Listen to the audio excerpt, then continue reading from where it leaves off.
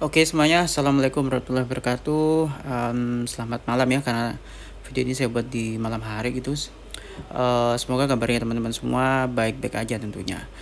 Oke kawan, kali ini kita masih di seri ngobrol saham ya. Kita akan review market saham dan beberapa saham tentunya.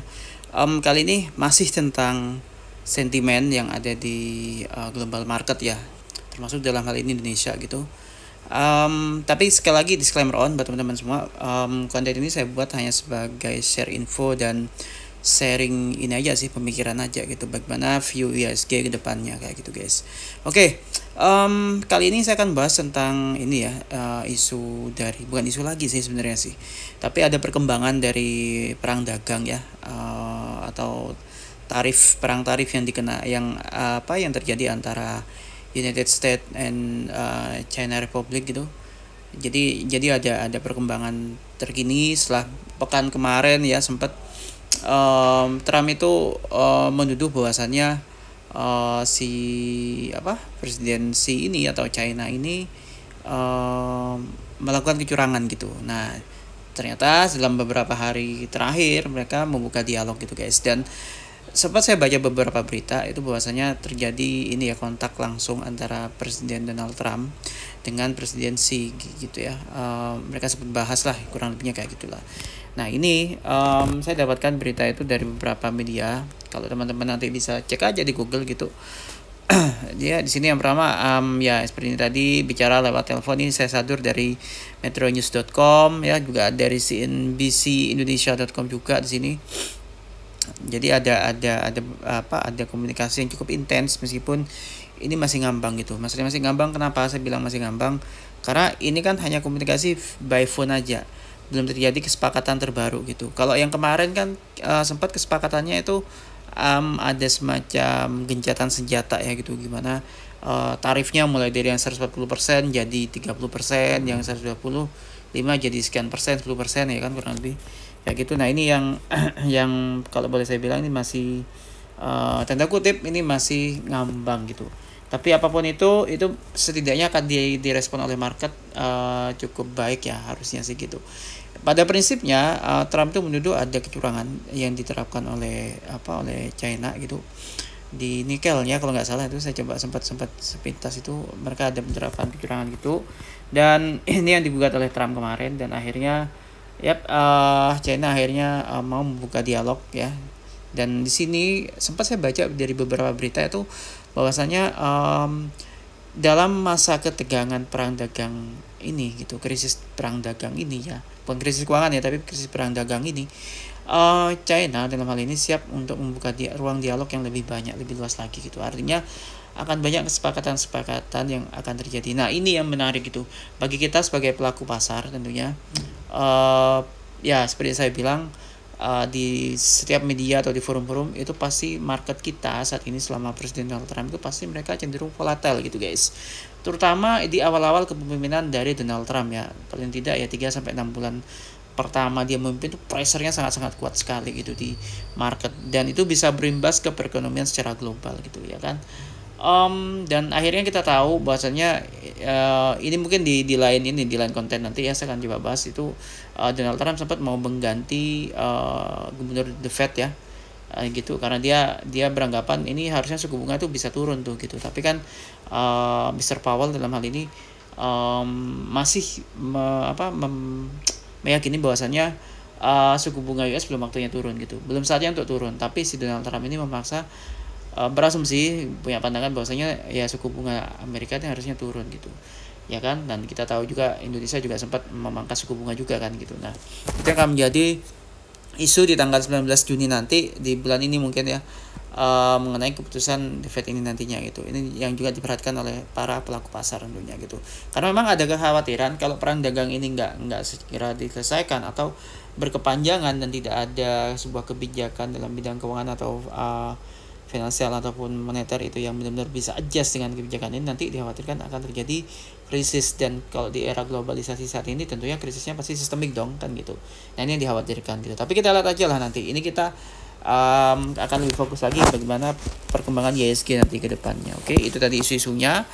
Meskipun sebenarnya sih di Amerika itu sekarang tuh ada beberapa isu sih gitu, selain isu yang mengenai perang tarif tadi ya, China dan Amerika akan membuka dialog. Terus kemudian Trump akan mengganti gubernur The Fed. Ada lagi isu sekarang, bukan isu lagi ya, ada lagi sentimen yang kurang ramah juga. Ini mungkin pengaruhnya ke pasar kripto ya. Kayak Elon Musk itu udah fix mereka itu pecah kongsi gitu. Kalau tentang Elon Musk ini saya sih dari awal sudah ini ya, maksudnya gini, ini nggak bakal awet lah gitu. Kenapa? Karena Elon Musk ini kan dia cenderung visioner tuh, itu kan dia terlalu cenderung ke masa depan, futures gitu. Nah, sedangkan si Donald Trump ini dia sangat konvensional gitu, terutama dalam penggunaan energinya. Nah, sedangkan Elon Musk ini cenderung futuristik ke depan gitu ya kan. Jadi akan ada perbedaan pandangan dalam hal ini, terutama dalam pengambilan kebijakan, dan itu terjadi saat ini ya gitu.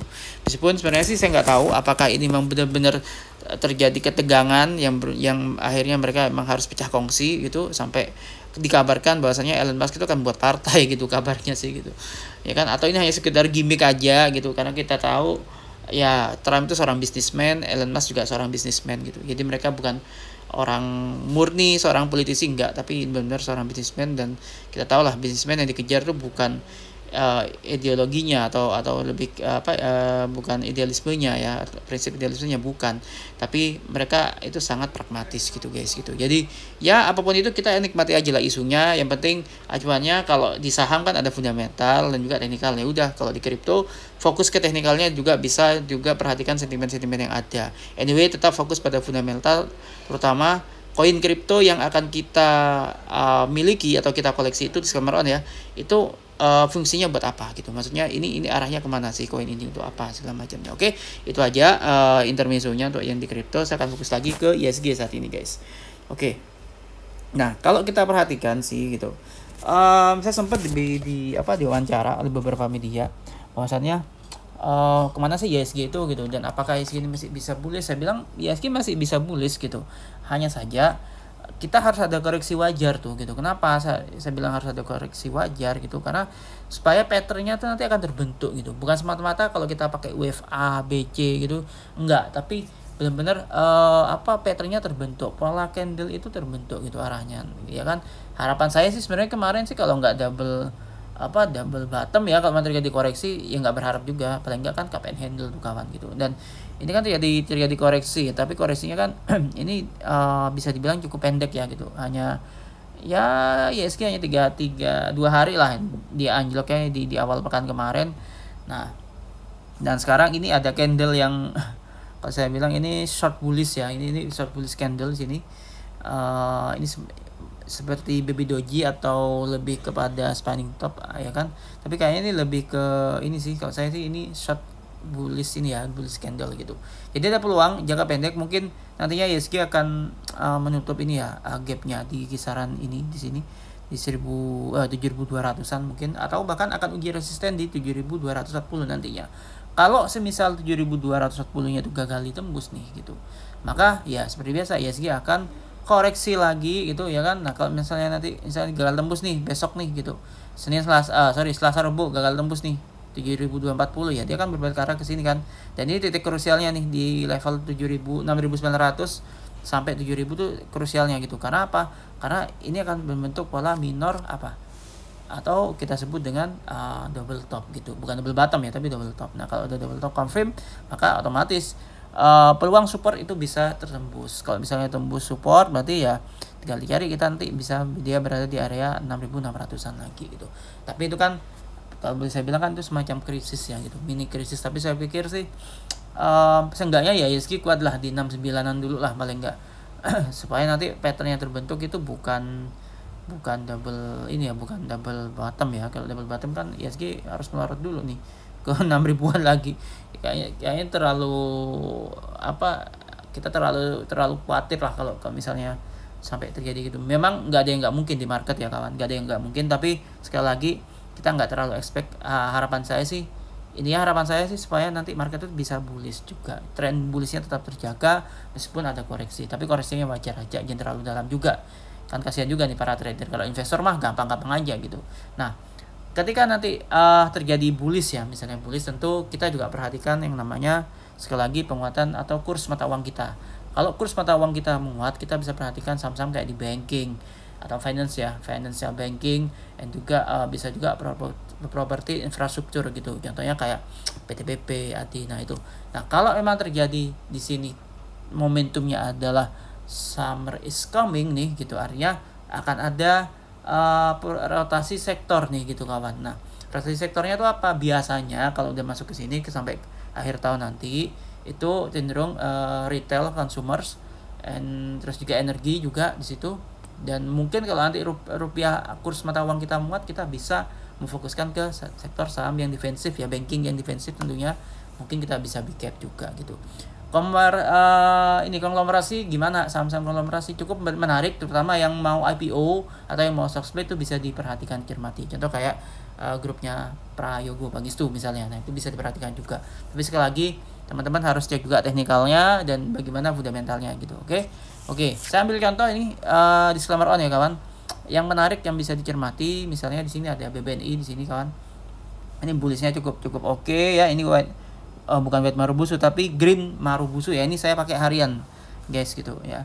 Di sini tapi sekali lagi dia area profit takingnya nih jangan dilupakan ya, di area 4.200 sampai di kisaran 4.300-an di sini gitu. Nanti kita lihat kalau memang berhasil tembus di 4.420 sampai 4.350 misalnya, maka dia akan berpeluang menguji area resistennya di 4580-an guys gitu di sini.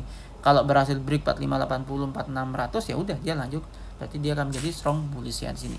Nah, sedangkan di sini kalau kita perhatikan patternnya gimana? Nah, kalau di sini kan kita ini patternnya semacam sideways tuh gitu. Ya kan? Nah, kita tinggal lihat aja nanti apakah dia berhasil tembus 4580. Arahnya bisa ke sana.